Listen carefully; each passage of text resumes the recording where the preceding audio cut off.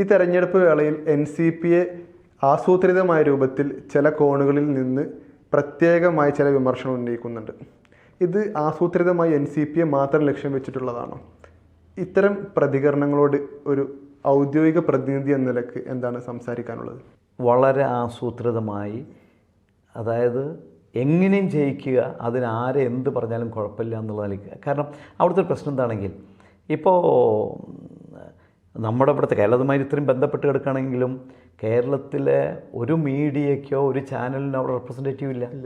അവിടെയുള്ള ആളുകൾ എടുത്തു കൊടുക്കുന്ന വീഡിയോ മാത്രമാണ് അല്ലെങ്കിൽ അവർ പറയുന്ന നുണ പറഞ്ഞു കൊടുത്താലും അത് മാത്രം ധ്യാനം ഇവിടുത്തുള്ളൂ, അത് മാത്രമേ ഇവിടെ പുറത്ത് വരുന്നുള്ളൂ. അപ്പോൾ നമ്മളെ സംബന്ധിച്ച് ഈ NCP എന്നത് NCP-S ആയപ്പോൾ ഫൈസലിൻ്റെ ഞാൻ നേരത്തെ സൂചിപ്പിച്ച പല ആളുകളൊക്കെ ഇതുമ്പോൾ ഇപ്പുറത്തുള്ള ആളുകൾ വളരെ സത്യസന്ധരും ബാക്കിയുള്ള കുറച്ച് പഴയ ആളുകൾ മാത്രമാണ് നമ്മളെ സെറ്റപ്പ് ഓൾറെഡി ഡെവലപ്പ് ചെയ്ത് കൊണ്ടുവരികയാണ്. അപ്പോൾ നമുക്കതിൻ്റെ അത്തരത്തിൽ ഇതിനെ കൗണ്ടർ ചെയ്യാനായിട്ടുള്ളതിനെ ഇപ്പോൾ നമ്മൾ അതിനായിട്ടുള്ള സ്റ്റെപ്പ് എടുത്തു. കൃത്യമായി വരും ദിവസങ്ങളിൽ ഈ പറയുന്ന കള്ളങ്ങളെയെല്ലാം പൊള്ളത്തരങ്ങളെല്ലാം തുറന്ന് കാണിക്കുന്ന ഇതിലേക്ക് നമ്മൾ മുന്നോട്ട് പോകും. അതവിടെ ക്ലിയറാവും. മറ്റൊന്ന്, ന്യൂസ് പേപ്പർ പോലും അവിടെ കിട്ടുന്നില്ല. TV ചാനലുകൾ പോലും അവൈലബിൾ ആയിട്ടുള്ള വീടുകൾ വളരെ കുറവാണ്.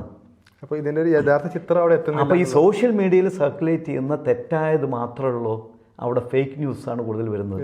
അതിനെ ഈ കറക്റ്റ് ചെയ്യണമെങ്കിൽ തീർച്ചയായിട്ടും അതിന് സമാന്തരമായ അതുപോലത്തെ ഒരു സംവിധാനം ഞങ്ങൾ അതിലേക്ക് സംവിധാനം ഇപ്പം ആക്കിയിട്ടുണ്ട്.